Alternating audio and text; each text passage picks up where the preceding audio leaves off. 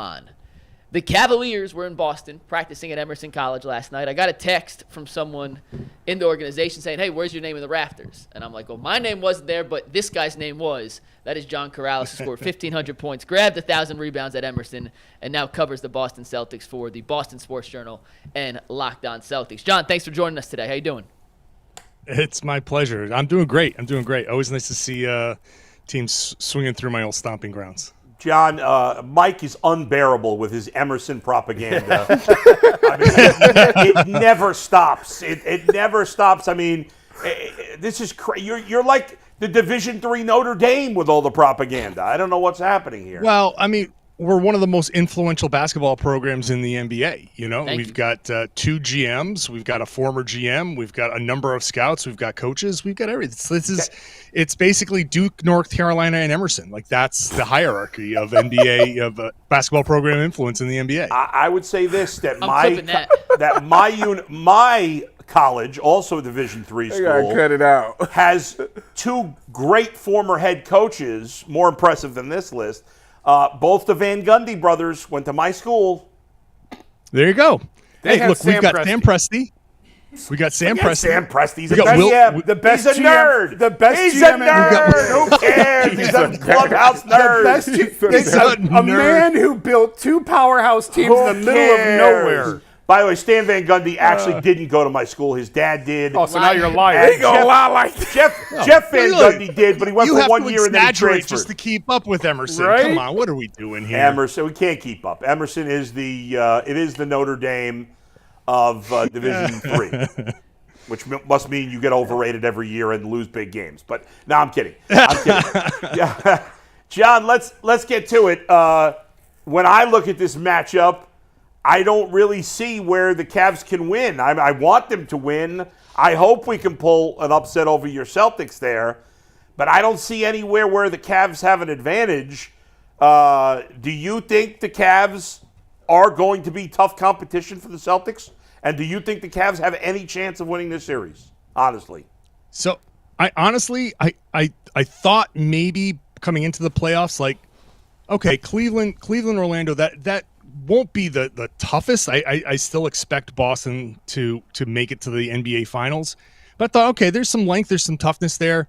Then I watched them play Orlando, and I was like, oh boy, I went from Celtics in 6 to Celtics in 3, and then I realized that it has to be no, you have to give them the respect of, like, they are going to play hard, and so I don't want to sound like arrogant about it, but I do think it's going to be Celtics in 5 because the Celtics do have matchup advantages all over the floor.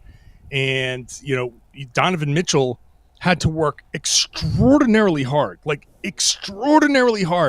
to beat Orlando in 7 games. And that Game 7 win was an 18-point comeback. So it's not looking great. I don't see where they can steal much. I disagree with the comment leading into me where they have to get away from the three-point shooting. I think they have to flood Boston with three-pointers. They have to play small. They have to play fast. And they have to shoot like 50 three-pointers. And even if they're not falling, you just got to keep going and hoping the sheer volume gets you to like 20-something three-pointers where maybe you can catch some fire and steal one like Miami did in Game 2. I think that's the only way. I don't think attacking the rim is going to work because you have to find a way to score to keep up with Boston. The Celtics can put up 110 to 120 in this series easy in a game. How does Cleveland do that? By shooting two-pointers? And yeah, maybe you get to the free throw line, but that doesn't really make up the difference. The math is not going to go in your favor. You can shoot 50+% from 2. You can get into the paint and win the points in the paint battle.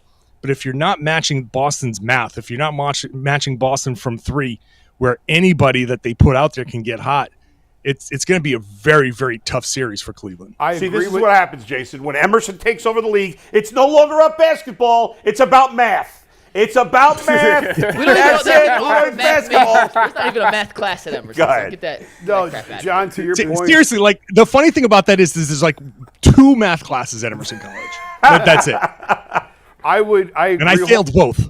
I agree wholeheartedly with what you said, and had the Cavs been shooting it better, I'm not saying avoid the three-point line the entire game. I'm saying if they miss their first 6 shots, like they'll be in an 18-point hole like that. But if you're getting twos, you're not matching twos for threes, but you're at least keeping yourself in the game. And then as the game opens up, if you catch a rhythm, then go to the three-point line. It's the theory that they used in Game 6 and really Game 7 against Orlando. And I know Boston's a much better shooting team than Orlando. My fear is if you're the Cavs and you come out firing threes right away and they're not going in, you're going to get buried early, and that's a really bad place to come back from. And I understand that. But this is when you look at trying to find your advantage in this series, trying to find a way to keep it close. And the thing that has worked against Boston is the 3-point shooting. You have to play the variance game, and it's maybe somebody gets hot. Maybe it's Merrill who, you're giving up points on the other end when he's on the floor, but he's the guy that's going to put the shots up. It's going to be interesting to see how much they play him in this series. That's going to be really interesting to see, to me. I talked to JB about it before game one of them, 7, I guess it was. And he basically, Sam gets cut out because they're trying to keep Darius and Donovan together, and they're not going to play all 3 of them. So the minutes, he's allotting more minutes to those guys together in the backcourt.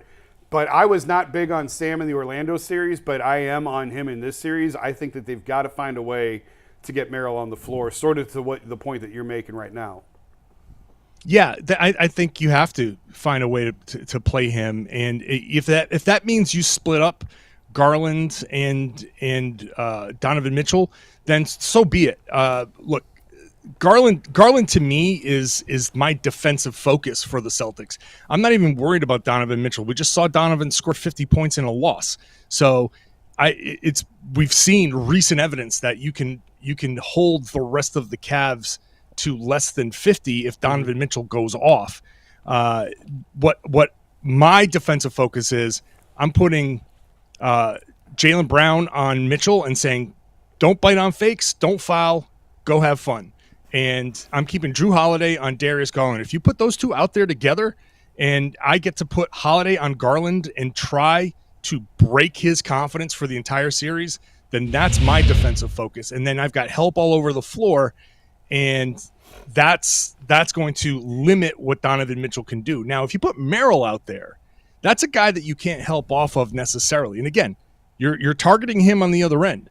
But if you can put players on the floor that you can't help off of, if they're threats to shoot from 3 and you have to take another step or 2, well, now Donovan does have room to get to the rim. Now he does have room to do what you're saying, get there, draw some fouls, live at the line, score 13, 14, 15 points at the line, because you have to worry about the kickouts and the 3-point threat.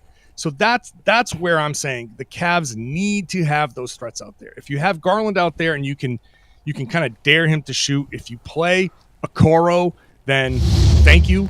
If you play, like, even if you're going Marcus Morris, none of those guys scare the Celtics from 3. Boston will help off of them. Yeah. They'll do a late recovery to get the contest and live with the results. And Donovan doesn't get to the line. He's living in the mid-range. So you got to find a way to put shooters on the floor somehow. John, when you look at this first game, how much does rest versus rust bother you? Obviously, the Cavs are coming off of 2 incredible games where Donovan had 2 good performances, winning Game 7, and Boston's been off for a couple of days. How do you feel about that going into Game 1 tonight? I feel like it's similar to what they did in Miami. That first game against Miami was just, gangbusters for the Celtics. So I feel like it's going to be a similar thing. I think Game 1 is going to be a tough one for Cleveland. They're going to need to focus on stealing Game 2 if they're going to steal one in Boston. But I think Boston has done a very good job of staying focused. They play all kinds of tricks. Joe Mazzulla plays all kinds of tricks in practice to keep the guys mentally engaged.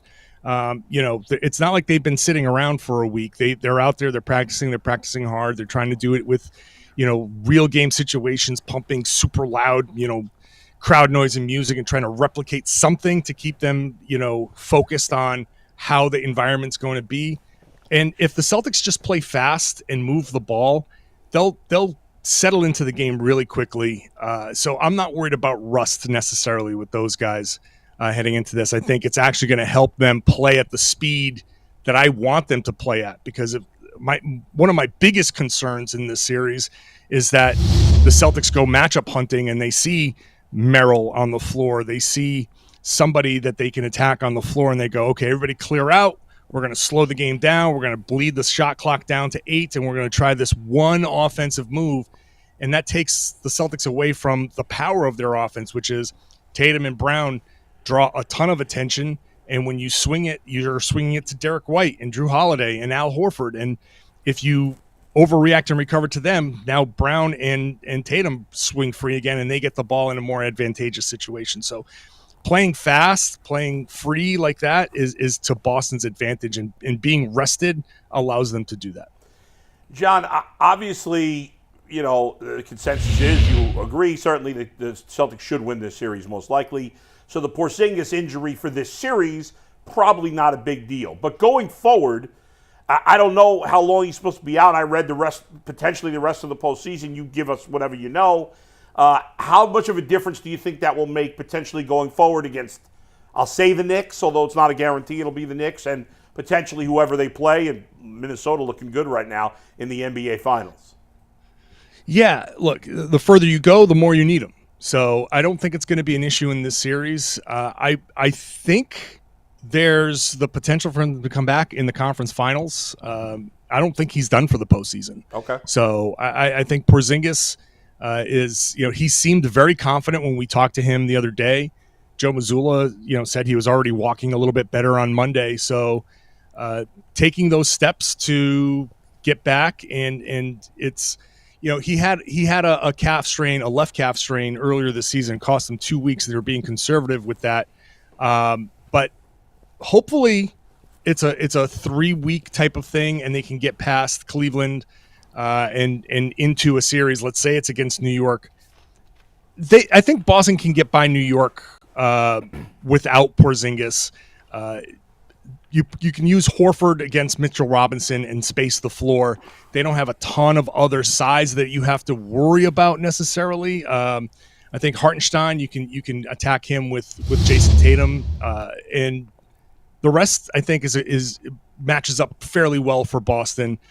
Plenty of places that you can attack defensively there. Certainly, you can put Brunson in a blender and try to make him defend and try to wear him out.